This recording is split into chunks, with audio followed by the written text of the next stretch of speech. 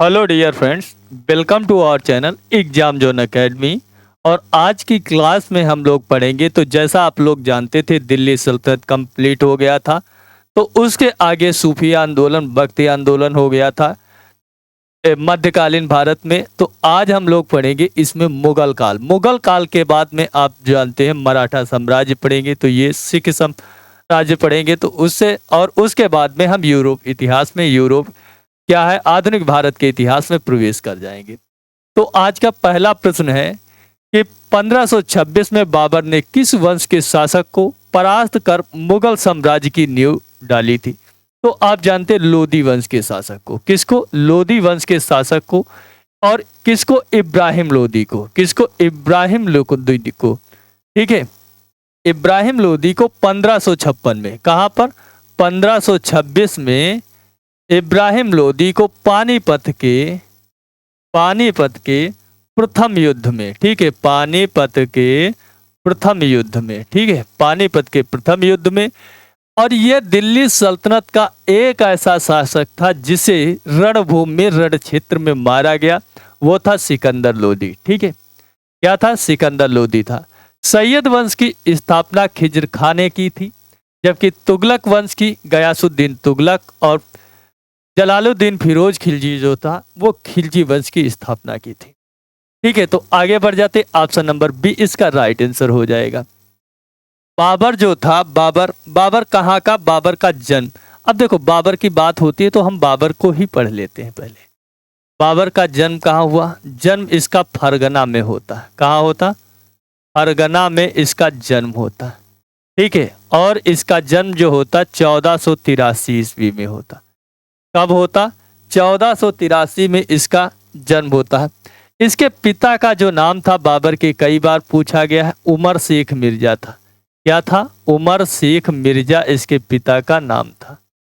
ठीक है, उमर शेख मिर्जा इसके पिता का नाम था।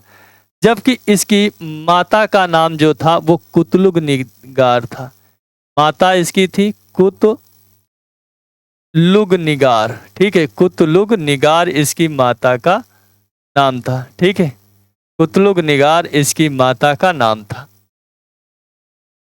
और ये क्या करता? कुतलुग निगार। और ये चंगेज खां का 14वां वंशज था। ठीक है, ये भी कई बार पूछा गया। चंगेज खां का ये 14वां वंशज था। 14वां वंशज था। ठीक है, 14वां वंशज था। चंगेज खां का क्या था? 14वां वंशज था। और बाबर का जो पूरा नाम होता जहीरुद्दीन मोहम्मद बाबर होता। क्या होता? जहीरुद्दीन मोहम्मद बाबर। ठीक है, मोहम्मद बाबर। ठीक है, तो और ये इसका नाम पूरा क्या था? जहीरुद्दीन मोहम्मद बाबर था। और ये क्या होता है? 1404। और ये चगताई तुर्क भी था। क्या था? चगताई तुर्क भी इसे कहा जाता था। 1494 ईस्वी में जब ये मात्र 11 साल का था, 1494 ईस्वी में 11 वर्ष की अवस्था में ये क्या करता है? राज सिंहासन पर बैठता है। कहाँ बैठता? राज सिंहासन पर ये बैठता है। और इसने क्या किया था? बाबर ने 1504 में काबुल पर अधिकार किया था। कब? काबुल पर अधिकार जब किया था बाबर ने, 1504 में किया था। 1504 में इसने काबुल पर अधिकार किया। और इसने अधिकार कर लेने के बाद इसने 1507 में इसने पादशाह की पदवी धारण की। किसकी? 1507 में इसने पादशाह की पदवी धारण करता है। ठीक है, पादशाह की पदवी धारण करता है। और उसके बाद बाबर ने भारत पर आक्रमण करता है। जैसे बंगाल है, आप जानते हैं, बंगाल है, मालवा गुजरात है, सिंध है, कश्मीर है, इन सभी पर इसका। और बाबर की जो अपनी आत्मकथा है उसका नाम है बाबरनामा। क्या नाम है? बाबरनामा इसकी आत्मकथा है। ठीक है, बाबर जो था उस समय विजयनगर के जो शासक थे, कृष्णदेव राय को सबसे शक्तिशाली भारत का शासक मानता था। अब भारत पे बाबर का जो पहला आक्रमण जो होता है वो 1519 में होता है। कहाँ होता? 1519 ईस्वी में होता, बाजोर में होता। चलो फिर आगे बढ़ते हैं, अगला प्रश्न देखते हैं। पानीपत का प्रथम युद्ध कब हुआ था? तो पानीपत का जो प्रथम युद्ध हुआ था ये कब हुआ था बताइए? 15 अप्रैल। तो ये तो भैया हुआ था 21 अप्रैल 1526 को। कब हुआ था? 21 अप्रैल 1526 को हुआ था। तो ऑप्शन नंबर बी क्या हो जाएगा? इसका राइट आंसर हो जाएगा। Option number B right answer हो जाएगा। ठीक है, ऑप्शन नंबर बी क्या हो जाएगा? राइट आंसर हो जाएगा। आगे बढ़ जाएंगे, अगला प्रश्न देखेंगे। अगला प्रश्न क्या है? बाबर ने किस प्रसिद्ध तुगलक तुल तुलगमा नीति का प्रयोग सर्वप्रथम किस युद्ध में किया था? तो वो पानीपत के प्रथम युद्ध में किया था। किसमें? पानीपत के प्रथम युद्ध में बाबर ने किस उसका प्रयोग किया था? तो आप जानते हैं बाबर ने इसमें तुलगमा युद्ध पद्धति को अपनाया था। तुलगमा युद्ध पद्धति को इसने अपनाया था। ठीक है, तो option number C right answer हो जाएगा। आगे बढ़ते हैं। किस युद्ध में जीतने के उपरांत बाबर ने खजाने का मुंह अमीरों, सगे संबंधियों आदि के लिए खोल दिया और इस उदारता के लिए उसे कलंदर की उपाधि दी गई थी? तो आप जानते हैं जब ये पानीपत का प्रथम युद्ध जीत जाता उस समय। ठीक है, तो option number A right answer हो जाएगा। खानवा का युद्ध की बात करोगे तो बाबर ने खानवा का युद्ध राणा सांगा के विरुद्ध लड़ा था। 1527 में राणा सांगा के विरुद्ध लड़ा था। राणा सांगा के विरुद्ध। तो ये राणा सांगा ही थे। राणा सांगा जो थे और इब्राहिम लोदी के चाचा, इन दोनों ने ही बाबर को न्योता दिया था भारत पर आक्रमण करने के लिए। चंदेरी का युद्ध जो होता 1528 में, ये मेदिनी राव के बीच में होता। क्या? मेदिनी राव के बीच में होता।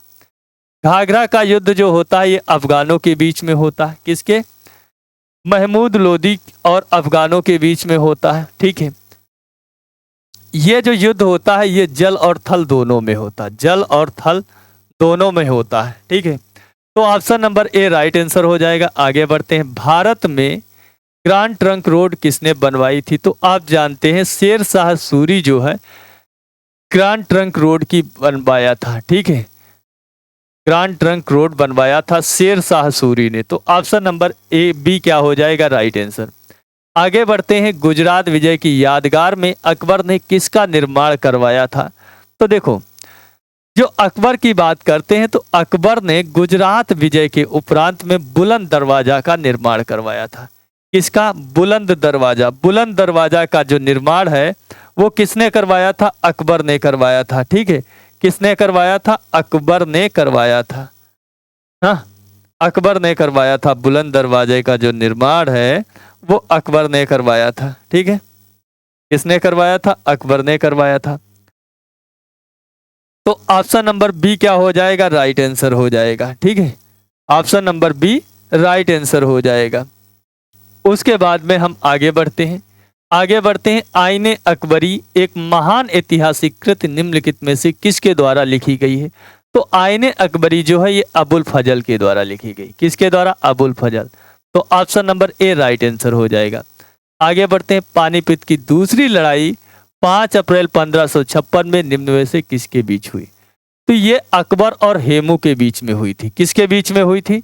ये आपकी जो युद्ध हुआ था अकबर और हेमू के बीच में हुआ था। ये 5 अप्रैल 1526 में हुआ था जिसमें अकबर की विजय होती है। तो option number A right answer हो जाएगा। आगे बढ़ते हैं। अगला प्रश्न देखते हैं। दीन ए इलाही नामक नया धर्म किसके द्वारा शुरू किया गया था? तो ये अकबर के द्वारा। किसके द्वारा? अकबर के द्वारा। दीन ए इलाही धर्म की जो शुरुआत है वो किसने शुरू किया था? ये आपके अकबर ने शुरू किया था। किसने? अकबर ने शुरू किया था दीन ए इलाही धर्म। ठीक है, दीन ए इलाही धर्म की स्थापना अकबर ने किया था। उसके बाद में आगे बढ़ते हैं। प्रसिद्ध मुस्लिम शासिका चांद बीबी जिसने बरार को अकबर को सौंपा निम्नलिखित में से किस राज्य से संबंधित थी? तो बरार जो ये आपका था ये आपका था अहमदनगर। कहाँ था? अहमदनगर से संबंधित थे। अहमदनगर से संबंधित थी। ठीक है, बरार जो था ये आपका अहमदनगर से संबंधित था।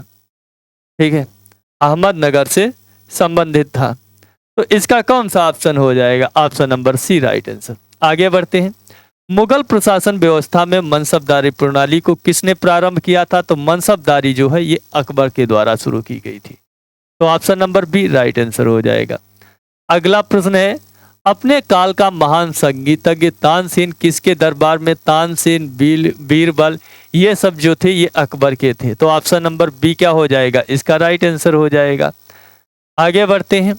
और तानसेन जो थे ये ग्वालियर में इनका जन्म हुआ था, ये भी प्रश्न पूछा गया है। उसके बाद में अगला प्रश्न है, मुगल काल की राजभाषा कौन थी? तो मुगल काल की जो राजभाषा थी उसका नाम था फारसी। क्या थी? फारसी मुगल काल की भाषा थी। अगला प्रश्न है, सती प्रथा की भर्त्सना करने वाला मुगल सम्राट कौन था? तो सती प्रथा की जो भर्त्सना करता था वो अकबर था। कौन था? अकबर था। तो option number C right answer हो जाएगा। किस युद्ध में भारत में मुगल साम्राज्य की नींव पड़ी थी? तो पानीपत के प्रथम युद्ध में पड़ी थी। तो आप जानते हैं पानीपत के प्रथम युद्ध। तो option number C right answer हो जाएगा।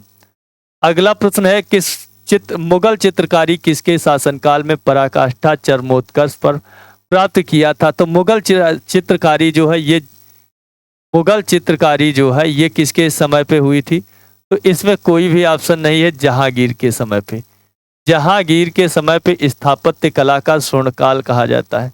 क्या कहा जाता है? स्थापत्य कला का स्वर्णकाल कहा जाता है। कला का स्वर्णकाल कहा जाता है। स्वर्ण काल कहा जाता है। ठीक है, स्वर्ण काल कहा जाता है। तो ये जहांगीर, तो इसमें कोई भी ऑप्शन सही नहीं है। तो ऑप्शन नंबर ई कर लो ये। अगला प्रश्न है, निम्नलिखित में से किसने अकबर की जीवन कथा लिखी थी? अकबर की जीवन कथा आईने अकबरी अबुल फजल ने लिखी थी। तो option number A right answer हो जाएगा। अगला प्रश्न है, किस मुगल शासक ने भारत की वनस्पतियों और प्राणी जगत, ऋतुओं और फलों का विशद विवरण अपनी दयानंदिनी डायरी में दिया था? तो किसने इसका वर्णन किया था? तो आप जानते बाबर ने किया था। इसने बाबर ने किया था। तो option number C right answer. अगला प्रश्न है, शेर शाह की महानता का द्योतक क्या है? हुमायूं के विरुद्ध उसका विजय अभियान, श्रेष्ठ सैन्य नेतृत्व, प्रशासनिक सुधार या धार्मिक सहिष्णुता? तो आप जानते हैं इनकी जो प्रशासनिक जो सुधार है शेर शाह की, उसी का महानता का द्योतक माना जाता। Option number C right answer हो जाएगा। हुमायूं नामा को किसने लिखा? गुलबदन बेगम ने लिखा था। बहुत बार प्रश्न पूछा गया, ये हुमायूं की बहन थी। तो option number A right answer हो जाएगा। अगला प्रश्न है, अकबर के शासनकाल में महाभारत का फारसी में अनुवाद किया गया, वह किस नाम से जाना जाता है? तो महाभारत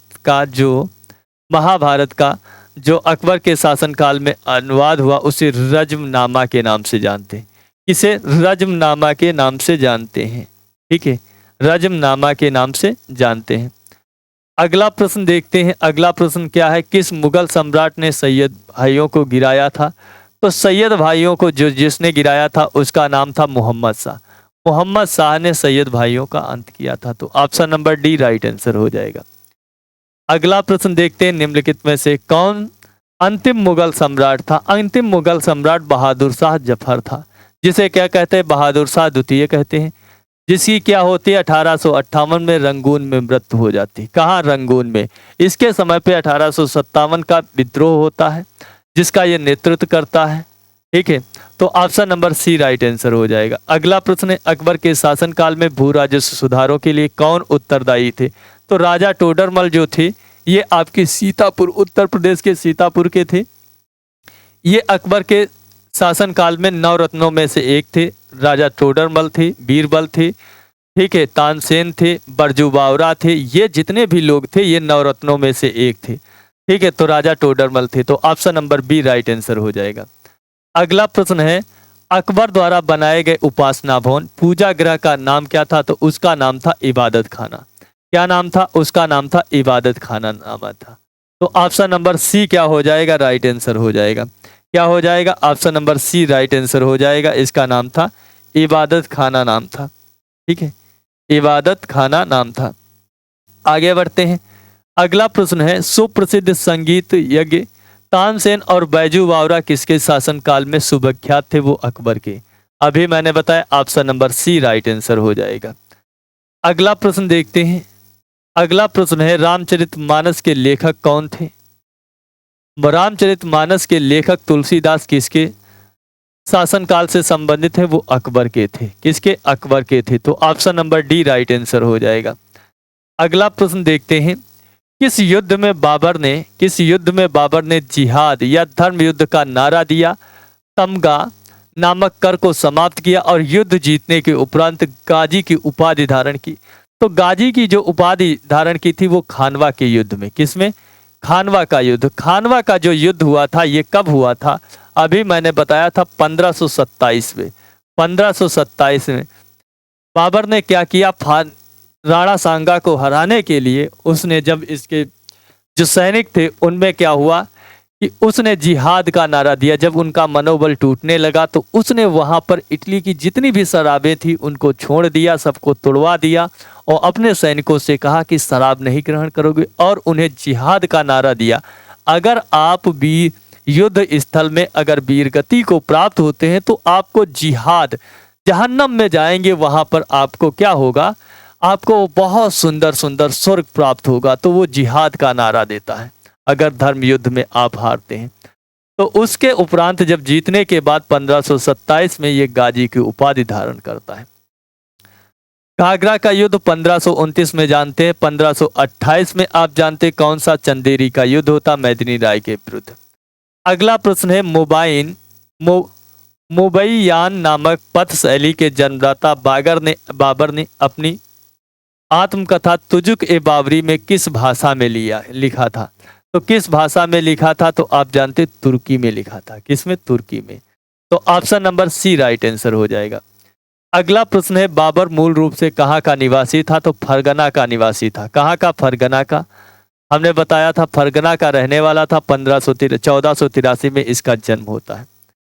1494 में गद्दी पर बैठता 11 वर्ष की अवस्था में। उसके बाद 1504 में भारत पे आक्रमण नहीं करता, जबकि ये कहाँ पर आक्रमण करता? तो आप जानते हैं हाँ, बरौर पर वो उस पर आक्रमण करता। अगला प्रश्न है बाबर को भारत पर आक्रमण करने के लिए आमंत्रित करने वाले कौन शामिल नहीं था? कौन शामिल नहीं था? बताइए कौन शामिल नहीं था? चंदेरी का शासक मेदिनी राय ये नहीं था। मेवाड़ के शासक राणा सांगा थे। इब्राहिम लोदी के चाचा आलम खां लोदी थे। पंजाब का सूबेदार दौलत खां लोदी और उसका पुत्र दिलावर खां लोदी ये सभी थे, जबकि चंदेरी का शासक मेदिनी राय इसमें शामिल नहीं था। तो ऑप्शन डी ही इसका क्या हो जाएगा? राइट आंसर, क्योंकि यही तो पूछा है कौन शामिल नहीं था। आगे बढ़ते हैं। अगला प्रश्न है मुगल साम्राज्य के सुदृढ़ीकरण के दृष्टिकोण में सबसे निर्णायक युद्ध कौन था? दृढ़ीकरण के युद्ध में इस दृष्टि में सबसे महत्वपूर्ण युद्ध कौन सा था? तो आप जानते खानवा का युद्ध। कौन सा? खानवा का युद्ध था। तो option number B right answer हो जाएगा।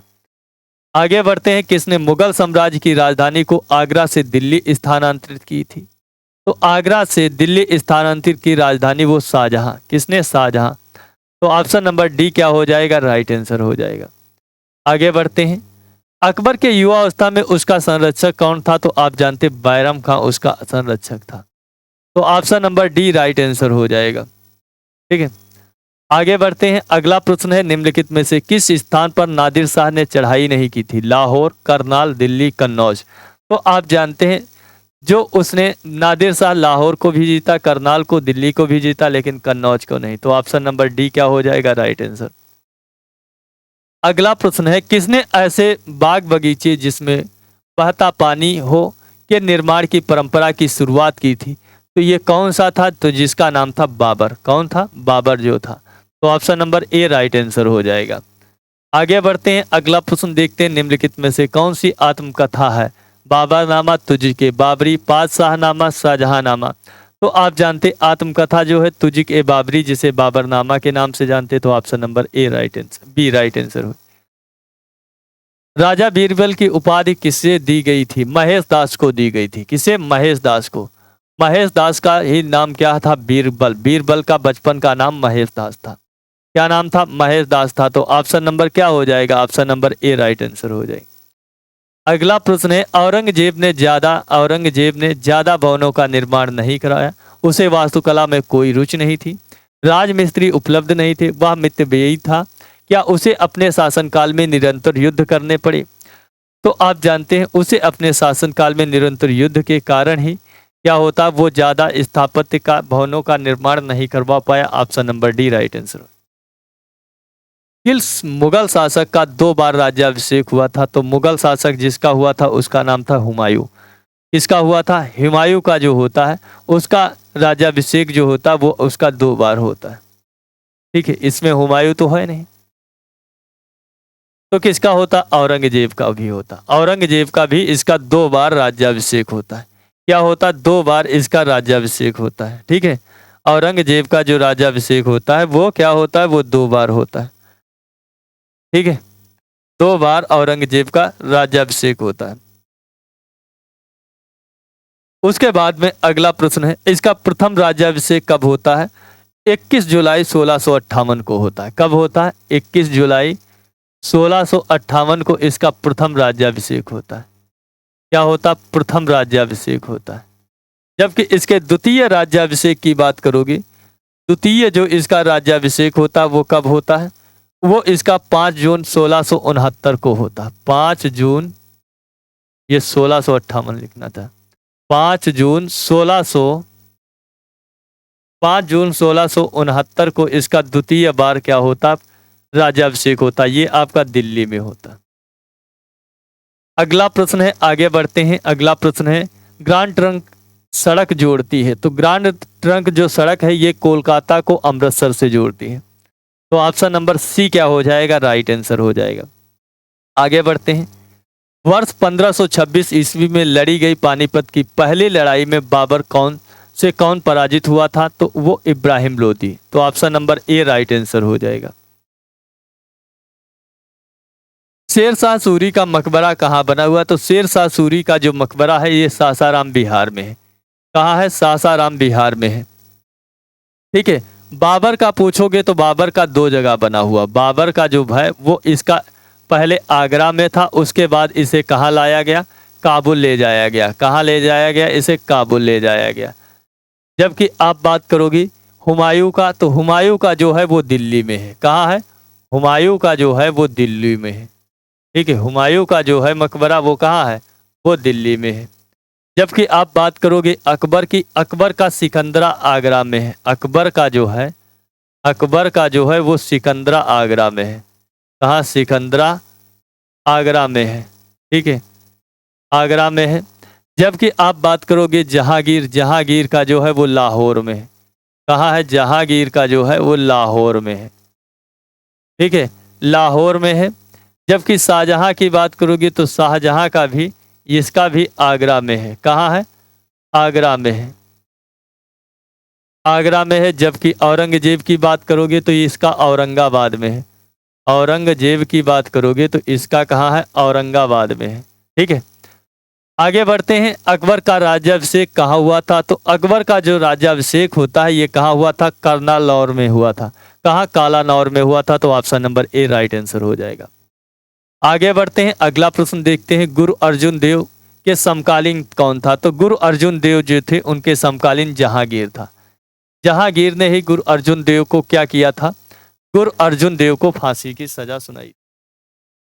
अगला प्रश्न है, किस राजपूत वंश ने अकबर के सामने समर्पण नहीं किया है? तो वो जानते हो वो किसने नहीं किया था? तो आप जानते हैं किस राजपूत ने? सिसोदिया वंश के राजपूतों ने। Option number A right answer हो जाएगा। आगे बढ़ते हैं। अगला है, किस मुगल शासक को आलमगीर कहा जाता था? तो आलमगीर के नाम से किसे जाना जाता था?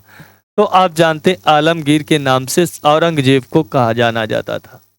तो option number D right answer हो जाएगा। अगला प्रश्न है और आज की क्लास का लास्ट प्रश्न है, सम्राट अकबर द्वारा किसको जरी कलम की उपाधि से अलंकृत किया गया था? तो जरी कलम की जो उपाधि है वो किसको अलंकृत किया गया था? तो मोहम्मद हुसैन को। किसको? मोहम्मद हुसैन को। तो ऑप्शन नंबर ए क्या हो जाएगा? राइट आंसर हो जाएगा। और इसी के साथ में आज की क्लास जो है ये कंप्लीट होती है। हम मिलेंगे आपको नेक्स्ट क्लास में, तब तक के लिए बाय, टेक केयर। अगर आपको वीडियो पसंद आती तो लाइक करना, शेयर करना, चैनल को सब्सक्राइब करना। मिलता हूँ नेक्स्ट क्लास में, तब तक के लिए जय हिंद।